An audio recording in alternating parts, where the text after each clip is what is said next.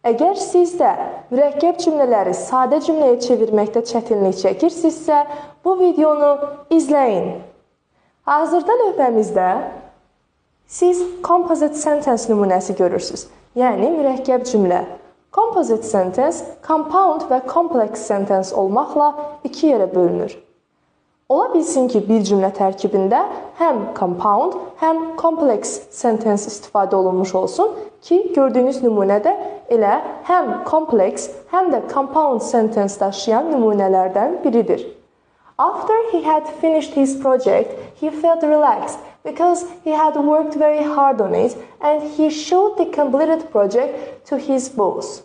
Gördüyünüz üzrə cümləmizdə həm zaman budaq cümləsi after he had finished his project, həm reason clause, yəni səbəb budaq cümləsi because he had worked very hard on it, həm də and bağlayıcısı ilə bağlanan bir compound sentence'imiz var. Bilirsiniz ki, fanboys, yəni for, and, nor, but, or, yet, so iki sadə cümləni birləşdirərək compound sentence yaratmış olur. Eyni zamanda bu bağlayıcılar complex sentence ilə başqa bir cümləni birləşdirib compound sentence yaratmış ola bilər. Bu nümunədəki kimi ilə. Gəlin cümləmizi sadələşdirək.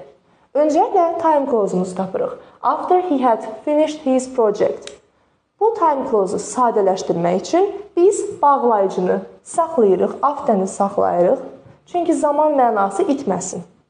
Sonra baxırıq ki, həm baş cümlədə, həm də budaq cümlədə mübtədalar eynidir. Mübtədalar eyni olmalıdır ki, biz reduction edə bilək. Əks halda dangling modifier yaranmış olur. Aha, deməli, he hər ikisində istifadə olunub, he-ni silə bilərəm. Daha sonra, after had finished deyə bir cümlə olmaz axı, had-i mən məstər formasına qaytarıram, yəni have-ə. Və after-dən sonra da have-i having formasında verirəm. Artıq after iki mürəkkəb cümləni bir-birinə bağlamayacağına görə bağlayıcı yox, sözünü formasında işlənmiş olur. Və buradakı ing gerund olmuş olur. Növbəti cümləmizi təhlil edək. Reason clause-umuz. Because he had worked very hard. Bizim səbəb budaq cümləmizdir. Səbəb budaq cümləsi reduction zamanı öz bağlayıcısını itirir. Yəni, because-u siləcək, amma zamanda silmirdik. He worked very hard on it. He-ni də siləcəm, çünki yenə də mübtəda eynidirsə, mən qısalma apara bilirəm budaq cümlədə. He-ni də atdıq. Had worked deyə cümlə başlamaz axı.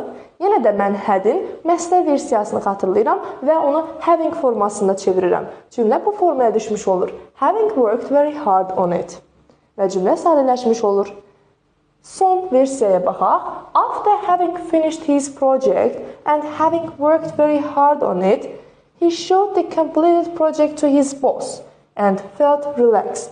Gördüyünüz üzrə, and-dən sonra artıq he istifadə olunmamışdır. Amma əvvəlki versiyada he var idi. Əgər he-ni mən burada saxlasam, yenə də cümlə tam sadələşməmiş olur. Çünki compound sentence qalmış olur.